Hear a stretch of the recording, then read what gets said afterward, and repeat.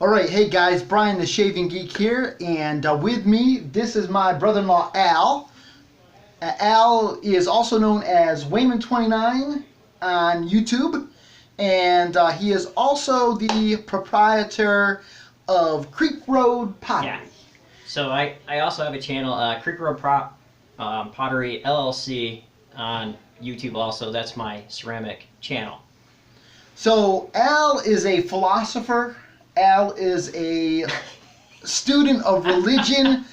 Al is a connoisseur of microbrews.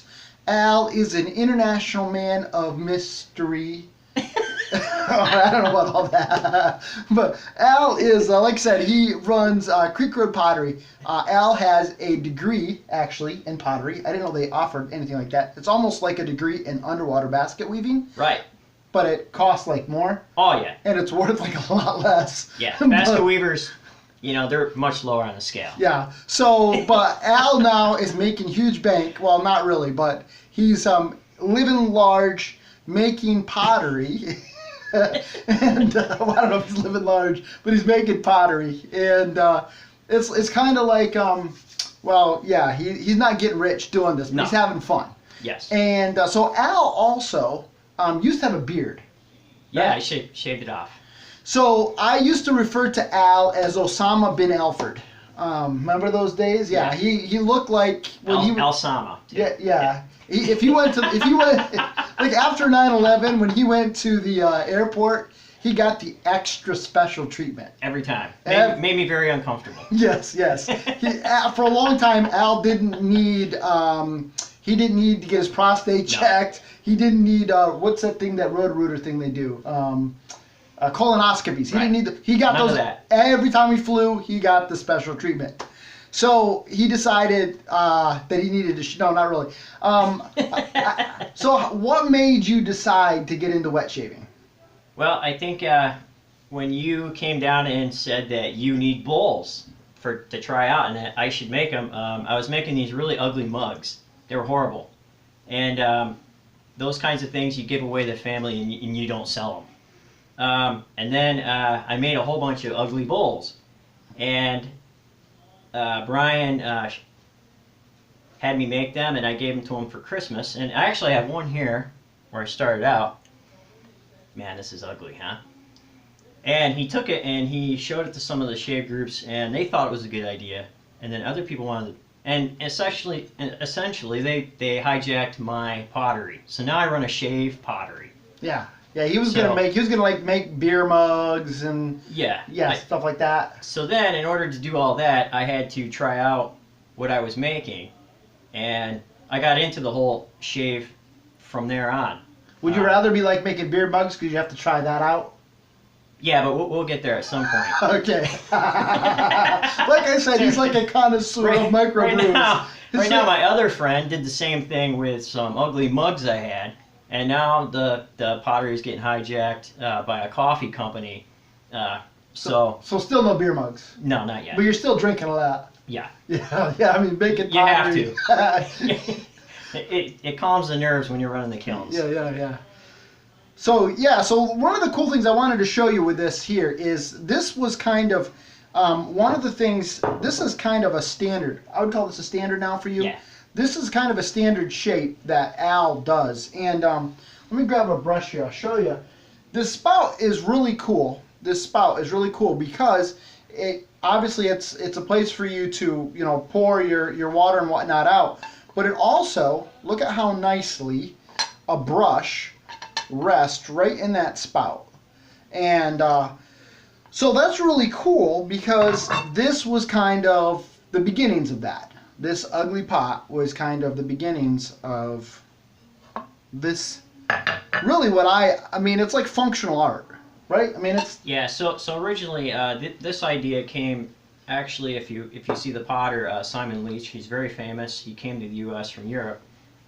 He called these bowls glazed all the way with this little spout GP bowls, or general purpose bowls, and these were his bread and butter when he ran ceramics, because everybody can use a bowl. So I took that idea and glazed the inside, put some texture on the outside, because I studied texture when I got my BFA in ceramics, and it just went from there.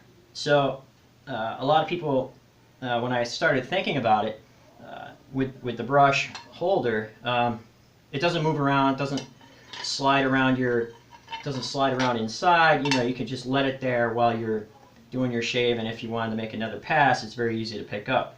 So that's kind of how I came that up. But you, the customer, create these kinds of designs. I have no idea what a good shave bowl might be. So the form is always changing, and I think it should be that way because it creates value in what I do, and it also makes me happy when you're happy. If you have a bowl that looks beautiful and you can't use it, it's not functional. I want them to be both functional and a piece of fine art. Yeah. One of the really cool things too that Al does is he does this beautiful. This is what, a seafoam glaze. Yeah. Seafoam. So this is I don't think have you sold any of it like this? No, this is what I'm developing right now. Yeah. So this is like a work in progress, which I think is beautiful. I think it's gorgeous. But what he does is he glazes the inside, but he leaves the outside kind of. I don't want to call it raw because you've applied what, iron oxide? Yeah, it's iron oxide. It's just a colorant. Mainly, it's an oxide. But it's not slick at all. So this has a really great feel on the hand because you've got all of this texture on the outside. And I'm not having to grip this with a super solid grip because all of this texture that he's put on the outside of this bowl really provides, so when you've got those soap suds going on there, you're not worried that, oh my goodness, I'm going to shatter this thing because it's going to slip out of my hand because it's really slick.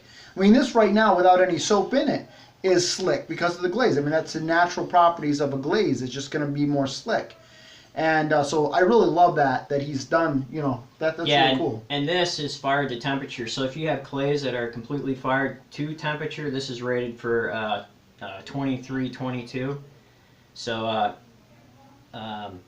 cone 7, that would be cone 6, 7. Yeah, not like cone 5. So it would be almost your clay particles would be glass. So it's not absorbing water, it's not porous or anything like that where it can continue to collect bacteria and all that kind of stuff. So you can wash these. You can. It's recommended to hand wash these just because they're more fragile, but people use pottery every day and they put it through the dishwasher, and all these glazes are safe. There's no lead in them or anything like that. I'm not using lead or anything. So safe and cone 6, 7. Cone 6, 7. Yep. Cone 6, 7. See. Mid-range firing. Yeah, mid-range firing. See, and so we're geeking out today on pottery lingo. We're using gas. We're not using electric. Yeah. So he's drinking beer and eating Taco Bell to keep this thing fueled, right? Right. It's very easy to worry about stuff and bite my nails all the time. I hardly have, because I'm a very have a lot of anxiety about how people are going to think about it and making it and drying it, because there's so many processes to this that could go wrong at any stage that could ruin the whole thing. So yeah, we're getting there. Well, tell me about that. Let's really cool, because I didn't even really realize, okay, because I'm not a potter. I'm not a potter. I'm not like the son of a potter or anything like that. So I didn't realize the process of this. Even though I've been around Al for 20 some odd years now. Yeah, a long time. Like a long time. And long enough to make it miserable. Yeah, exactly. So, and I remember when Al was doing an internship. Remember that? You were doing that? What was it? Yeah, what was that internship? Wildflower Pottery. Yeah. So he was living with a bunch of, he was just living there. Yeah. Yeah, we won't go there. Right. But, yeah, so, and, so I've been around, and then for what, about 15 years, you didn't really do much with pottery? Yeah, everything, I put everything in storage mostly and had to pay off my student loans, so I worked manufacturing, and I still do. Me and my wife recently bought a house not too long ago, probably 3 years ago, and I had a lot of space, so I decided to start doing it again, and I brought everything out and got it hooked up and going again. I went to visit one of my friends, Sam, who lives in Pennsylvania. He runs a small school kind of thing and asked me if I was doing it, and he wanted me to sit down and see if I could just throw a bowl.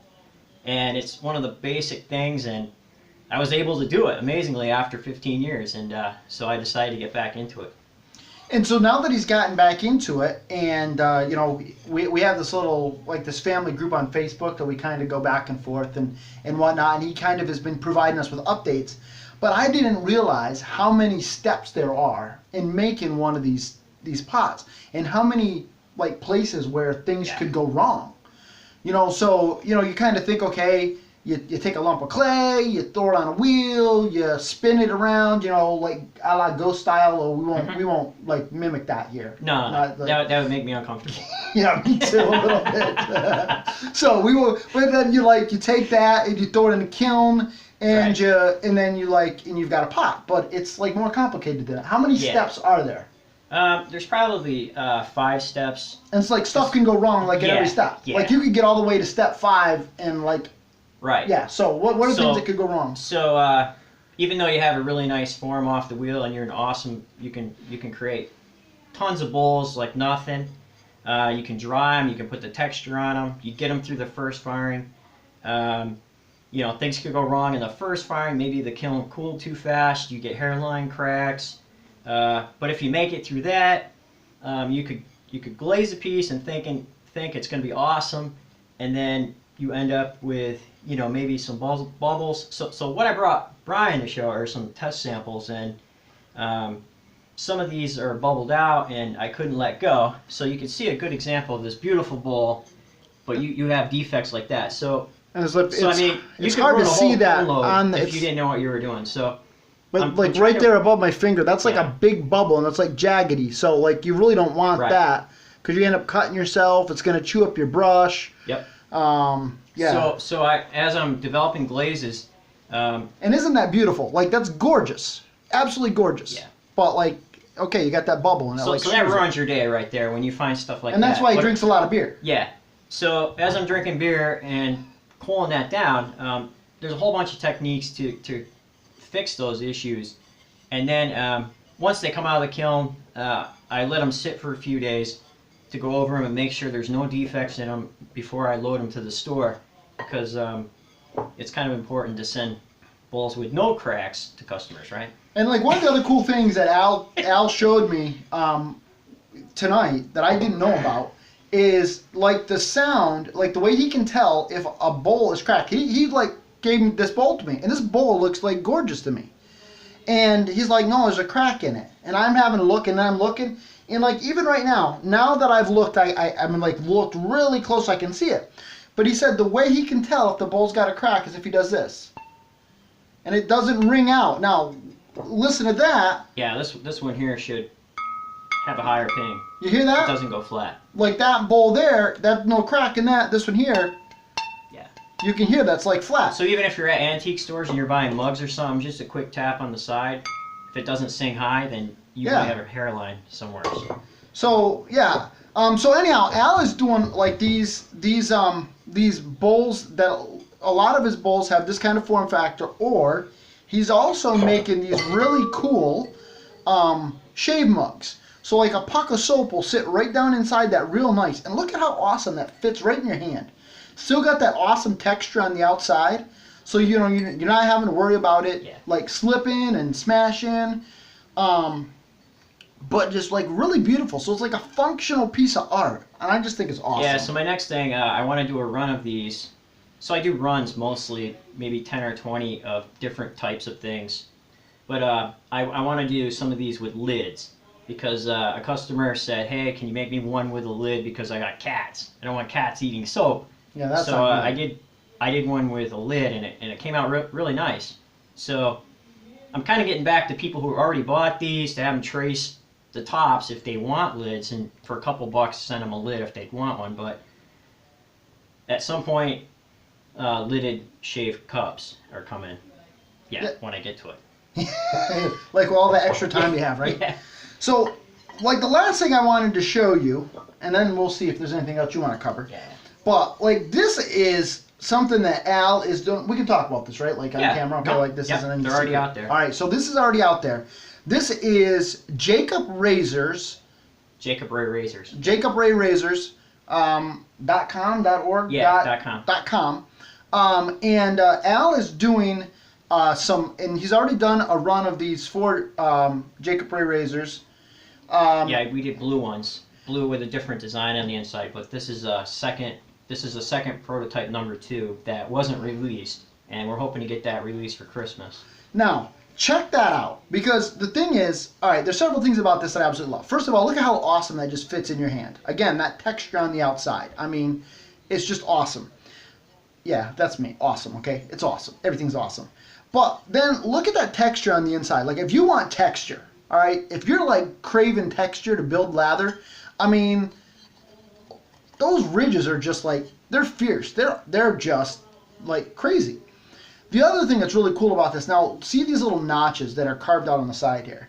So the idea behind that is your straight razor fits right there. So look at that. Your straight sits right there. Got that brush right there. I mean, what else could you want? So keep an eye out for those. Those will be on. We do also a holder with the double edge on the other side too. So he the last run that we did with him, we did a run of 10 bowls for a test. They sold out pretty quickly, and so your double edge would sit on this side, so you'd have both notches cut for straight edge and double edge razor, safety razor. Awesome. So that keep an eye out for those. That'll be coming out for Christmas. Is that Yeah, the plan? hopefully by Christmas. Hopefully by Christmas. So on JacobRayRazors.com. So we should have 2 different types of bowls up there, and that'll be one of them. That'll be awesome. So check him out. Creekroadpottery.com. Yep. He's on Etsy. And what's one of these bad boys running? Those are 1823. 1823. I have some up there that are going on sale that I need to get rid of before I put more up, but that's around $18. So I mean, that's the thing. You know, you don't have to worry about dropping this, but if you do, it's not like you've spent a gazillion dollars on it. And for 1823, I mean, buy one for yourself, for your father-in-law, your mother-in-law. Well, maybe not your mother-in-law unless she's bearded. Yeah. Well, maybe she might. Yeah, your mother-in-law might like this. People. Well, we don't. Yeah. Yeah. Okay. How much is one of these bad boys going those for? are $23, around $23. $23. Beautiful, beautiful bowl, and so check him out. Al's a great guy, even if he is my brother-in-law. But he's got to be great to put up with me. Great guy to put up with me. Yeah. So anything else you want to tell anybody out there in YouTube? No, land? I'm getting some Christmas presents ready for the board of directors who keep me in line with the shave stuff, and it's a great community. I'm glad I got into it. I met a lot of awesome people, and I'm trying to put in soap samples. So I've talked to some people on the shave groups, soap makers, and so I'm trying to do that because it'd be great to put little samples in and all that. So that's coming, and then from there, different runs of bowls and different types of things. So we're just working out ideas and trying to figure out what a good shave bowl is, because I have no idea. And that's the awesome thing about Al is Al is not bound by normal things. Al is like a visionary, right? Yeah. As long as everybody gives me feedback on what they think it should be, and we try it, and then we add something artistic to it.